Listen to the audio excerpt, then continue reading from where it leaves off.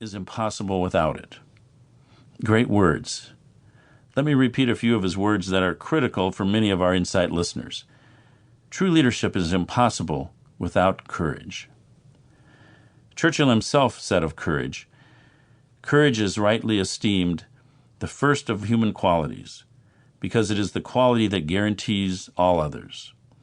I think Mansfield is right to say that it would be difficult to teach someone to operate at, as he says, the staggering level of courage of a Churchill or a Gandhi or a Martin Luther King, though I'm not totally convinced of that.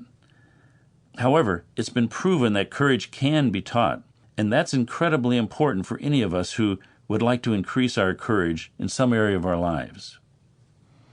Among S.J. Rackman's research, he observed the military bomb disposal officers serving in the British Army in Northern Ireland.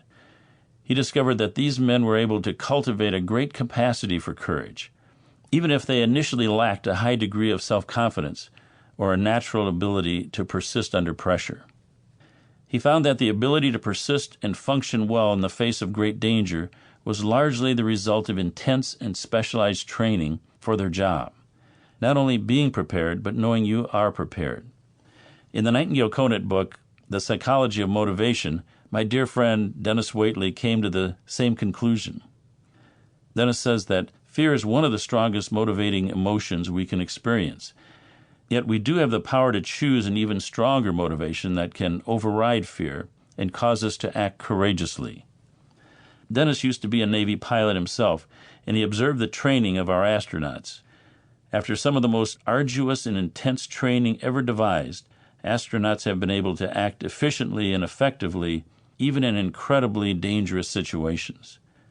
As Neil Armstrong said as he walked on the moon, "It was just like drill. It was just like we planned it." Dennis went on to say, "You and I are astronauts.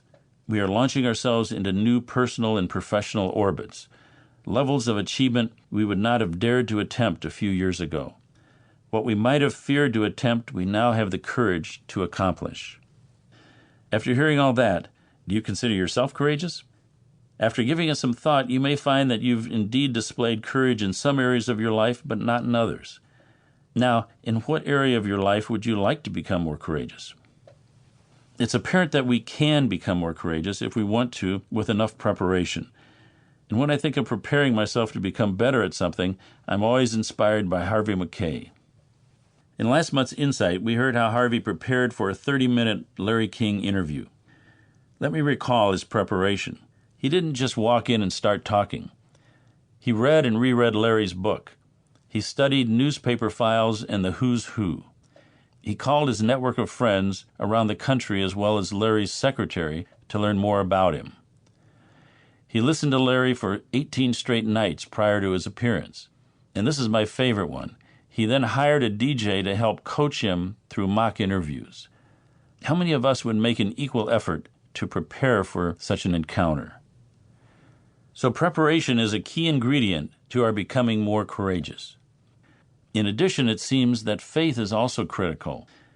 In The Essence of Success, Earl Nightingale quotes a friend of his, Dr. Harold Blake Walker, who said, "We live by faith or we do not live at all. Either we venture or we vegetate. If we venture, we do so by faith, simply because we cannot know the end of anything at its beginning. We risk marriage on faith, or we stay single. We prepare for a profession by faith, or we give up before we start. By faith, we move mountains of opposition, or we're stopped by molehills." I love the statement, "If we venture, we do so by faith, simply because we cannot know the end of anything at its beginning." Isn't this the ultimate reason that doubt and fear are able to eat away at our courage? We're fearful because we cannot know the end of anything at its beginning, and we start imagining the worst possible scenarios. So it seems our best chance to overcome fear and become courageous is to prepare and then have faith. Now, let's listen to some more of our great authors who will share with us their insights on courage. Here's our wonderful host, Dan Strutzel. Thank you, and enjoy.